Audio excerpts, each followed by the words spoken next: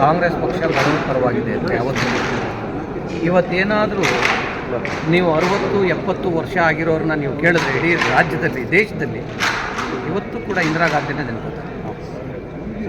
ಯಾಕೆ ಅಂತಂದರೆ ಇಂದಿರಾ ಗಾಂಧಿಯವರು ಇದ್ದದ್ದು ಬಡವರ ಪರ, ಬಡವರಗೋಸ್ಕರನೇ ಏಳಿಗೆಗೋಸ್ಕರನೇ ಸಾಕಷ್ಟು ಕಾರ್ಯಕ್ರಮಗಳನ್ನ ಕೊಟ್ಟಿದ್ದಂಥದ್ದು. ಇವತ್ತೂ ಕೂಡ ಆ ಕಾರ್ಯಕ್ರಮಗಳನ್ನ ಹೆಸರು ಬದಲಾವಣೆ ಆಗಿರ್ಬೋದೇ ಹೊರತು ಕೇಂದ್ರ ಸರ್ಕಾರದಿಂದ, ಆದರೆ ಕಾರ್ಯಕ್ರಮಗಳು ಬದಲಾವಣೆ ಆಗಿದೆ.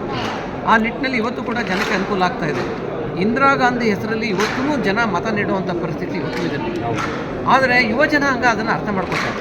ಈಗ ನೋಡಿ, ಪೌರ ಕಾರ್ಮಿಕರಿಗೆ ಎಷ್ಟೋ ಸರ್ಕಾರಗಳು ಬಂದವು, ಯಾರಾದರೂ ಮಾಡ್ಬೋದಿತ್ತು, ಯಾಕೆ ಮಾಡಲಿಲ್ಲ? ಅವ್ರಿಗೆ ಎಷ್ಟು ಮಟ್ಟ ಕಾಳಜಿ ಇತ್ತು ಅಂತ ನಿಮ್ಗೆ ಅರ್ಥ ಆಗುತ್ತೆ. ಒಬ್ಬ ಪೌರ ಕಾರ್ಮಿಕ ಅವನಿಗೂ ಒಂದು ಹೃದಯ ಇದೆ, ಬೇರೆ ಎಲ್ಲರ ರೀತಿಯಲ್ಲೂ ಆ ಹೃದಯದಿಂದ ಒಂದು ಸಂಸಾರ ಇದೆ. ಅವನ ಮೇಲೆ ಡಿಪೆಂಡ್ ಆಗಿರುವಂಥ ಒಂದು ದೊಡ್ಡ ಒಂದು ಪಡೆ ಇರ್ತದೆ.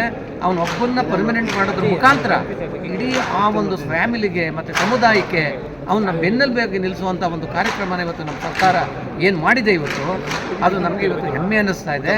ಇವತ್ತು ಅದೇ ರೀತಿಯಲ್ಲಿ ಬಡವರ ಪರ ಇರಬೇಕು ಯಾವತ್ತು ಸರ್ಕಾರಗಳು, ಶ್ರೀಮಂತರ ಪರ ಅಲ್ಲ, ಅದಾನಿ ಅಂಬಾನಿ ಜೊತೆಲಲ್ಲ ಇರಬೇಕಾಗಿರೋದು. ಪೌರ ಕಾರ್ಮಿಕರ ಅಂತ ಬಡವರ ಜೊತೆ ಇರಬೇಕಾಗಿರೋದು ನಮ್ಮ ಸರ್ಕಾರದ ಕರ್ತವ್ಯ.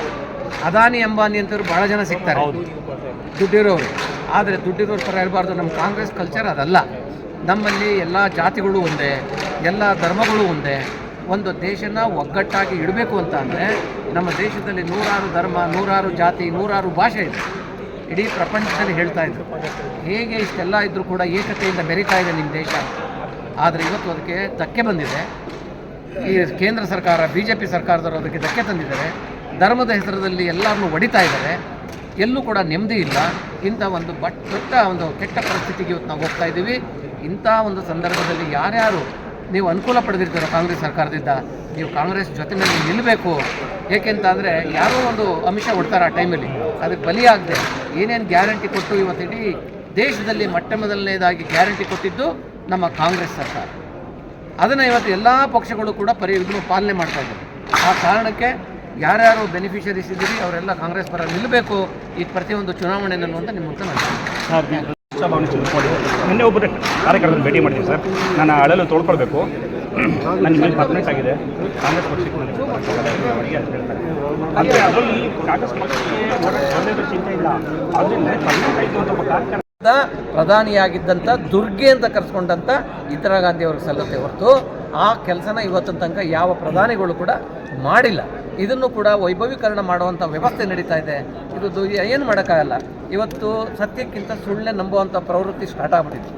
ಏಕೆಂದರೆ ಯಾರು ಪ್ರಚಾರ ಮಾಡ್ತಾರೆ ಅವರು ಸತ್ಯನ ಪ್ರಚಾರ ಮಾಡೋದ್ರಲ್ಲಿ ವಿಫಲರಾಗಿದ್ದಾರೆ ಅಂತ ನನ್ನ ಅನಿಸಿಕೆ.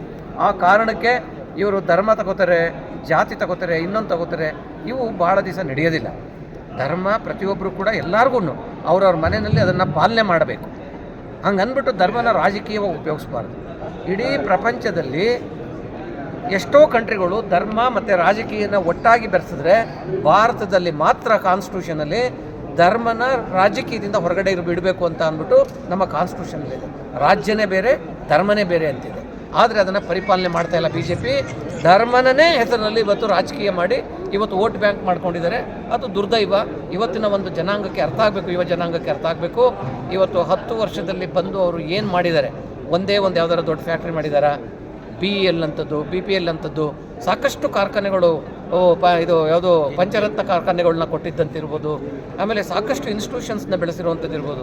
ಒಂದನ್ನು ಕೂಡ ಅವ್ರು ಮಾಡಿಲ್ಲ. ಆದರೂ ಜನ ಇವತ್ತು ಅವರು ಮತ ನೀಡ್ತಾ ಇದ್ದಾರೆ ಅಂತ ಅಂದರೆ ನಿಜವಾಗ್ಲೂ ಕೂಡ ಒಂದು ಆಶ್ಚರ್ಯ. ಇವತ್ತಿನ ಯುವ ಜನಾಂಗ ಅದ್ರ ಬಗ್ಗೆ ಯೋಚನೆ ಮಾಡಬೇಕು. ಮುಂದೆ ಬರುವಂಥ GBA ಕಾರ್ಪೊರೇಷನ್ ಚುನಾವಣೆ ಇರ್ಬೋದು ಅಥವಾ ರಾಜ್ಯದ ಎಲ್ಲ ಚುನಾವಣೆಗಳಲ್ಲೂ ಕೂಡ ಎಚ್ಚೆತ್ತುಕೊಂಡು ಮತ ನೀಡಬೇಕು ಅಂತ ಈ ಮೂಲಕ ನಾನು ಕೇಳ್ತೀನಿ. ಸರ್, ನೀವು ಭಾಳ ಒಳ್ಳೆ ವಿಚಾರ ಹೇಳಿದ್ರಿ. ಜಲಾಶಯಗಳಿಲ್ಲ, ಕೈಗಾರಿಕೆಗಳಿಲ್ಲ, ಉದ್ಯೋಗ ಸೃಷ್ಟಿ ಇಲ್ಲ. ಆದರೂ ಕೂಡ ಒಂದು ಧರ್ಮ, ರಾಮ, ಹಿಂದೂ, ಮುಸ್ಲಿಂ ಈ ವಿಚಾರಗಳನ್ನೇ ಒಂದು ಹಿಂಸಾತ್ಮಕವಾಗಿ ನಡೆಸ್ಕೊಂಡು ಹೋಗ್ತಾ ಇದ್ದಾರೆ. ಆದರೆ ಈಗ ಮುಂದಿನ ಸವಾಲು GBA ಇದೆ. ತಮ್ಮನ್ನೇ ಯಾಕೆ ಈ ಪ್ರಶ್ನೆ ಕೇಳ್ತಾ ಇದ್ದೀನಿ ಅಂದರೆ, ತಾವೆಲ್ಲ ಸಂಘಟನಾತ್ಮಕವಾಗಿ ಈ ಮಟ್ಟಿಗೆ ಬೆಳೆದಂಥ ಮತ್ತೆ ಒತ್ತೆ ಯಾಕೆ ಹೇಳ್ತಿದ್ದೀನಿ ಅಂದರೆ, ಈ ಮಟ್ಟಿಗೆ ಬರಬೇಕಾದ್ರೆ ಭಾಳ ಬಲಿದಾನ, ಮಹಿಳಾ ತನುಮನದಾನ, ಅರ್ಪಿಸಿ ಶ್ರಮ ಎಲ್ಲವನ್ನೂ ಮಾಡ್ಕೊಂಡು ಹೋಗ್ತೀವಿ. ಈಗ GBA ವಿಚಾರದಲ್ಲಿ ವಿರೋಧ ಪಕ್ಷ ಕಟ್ಟುವಂತಹ ಈ ಒಂದು ಹುನ್ನಾರಕ್ಕೆ ನಮ್ಮ ಕಾರ್ಯಕರ್ತರು, ಅವರ ಬೆಂಬಲಿಗರು, ಟಿಕೆಟ್ ಪಡೆದಂಥವ್ರ ಬೆಂಬಲಿಗರು ಯಾವ ರೀತಿಯಾದಂಥ ಹೋರಾಟ ಮಾಡಿ ನಿಶ್ಚಯವಾಗಿ ನಿಮ್ಮ ರೀತಿಯಲ್ಲಿ ಶಿಸ್ತಿನಿಂದ ಪ್ರಾಮಾಣಿಕವಾಗಿ ಡೆಡಿಕೇಟೆಡ್ ಕೆಲಸ ಮಾಡೋದು? ಈಗ ನಾವು ಬೆಂಗಳೂರು ಸಿಟಿನಲ್ಲಿ 6 ಜನ ಮಂತ್ರಿಗಳಿದ್ದೀವಿ. ಅದ್ರ ಜೊತೆಗೆ ಇದು ಉಸ್ತುವಾರಿ ಸಚಿವರಾಗಿ CM ಇದೆ DK ಶಿವಕುಮಾರ್. ಆ ಕಾರಣಕ್ಕೆ ಇವತ್ತು 5 GBAಗಳಿದೆ. 5 GBಗೂ ಕೂಡ ಎಲ್ಲ ಒಂದೊಂದು GB ಮಂತ್ರಿಗಳಿಗೆ ನಾವು ಅದನ್ನು ಇನ್ಚಾರ್ಜ್ ಕೊಡ್ತೀವಿ. ಅದ್ರ ಜೊತೆಗೆ ವಿಚಾರಕರಾಗಿ ನಮ್ಮ DC ಇರ್ತಾರೆ. ಮತ್ತು ಅದು ಸರ್ಕಾರದ ವತಿಯಿಂದ ಆದರೆ ಪಕ್ಷದ ವತಿಯಿಂದ ನಾವೀಗಾಗಲೇ ನಾವು ಇಡೀ ಬೆಂಗಳೂರಲ್ಲಿ 28 ಕಾನ್ಸ್ಟಿಟ್ಯೂಯೆನ್ಸಿಗಳಲ್ಲೂ ಕೂಡ ಕ್ಷೇತ್ರದಲ್ಲೂ ಕೂಡ ನಾವು BLA1 BLA2 ನಾವು ಆಲ್ರೆಡಿ ಕಂಪ್ಲೀಟ್ ಮಾಡ್ತೀವಿ. BLA1 BLA2 ಏನಕ್ಕೆ ಅಂದರೆ ಈಗೇನು ಮತಚೋರಿ ನಡೀತಾ ಇದೆ, ಕೇಂದ್ರ ಸರ್ಕಾರ ಮಾಡಿ ಗೆಲ್ತಾ ಇದ್ದಾರೆ, ಅದರ ಆಗಬಾರ್ದು ಅನ್ನೋ ಕಾರಣಕ್ಕೆ ನಾವು ಇವಾಗ ಇದನ್ನು BLA2 ಕಂಪ್ಲೀಟ್ ಮಾಡಬೇಕು. First time in the history ನಾವು ಕಂಪ್ಲೀಟ್ ಮಾಡಿಬಿಟ್ಟಿದ್ದೀವಿ. ಇವಾಗ ವೋಟು ಡಿಲೀಷನ್ ಆಡಿಷನ್ ನಡೀತಾ ಇದೆ.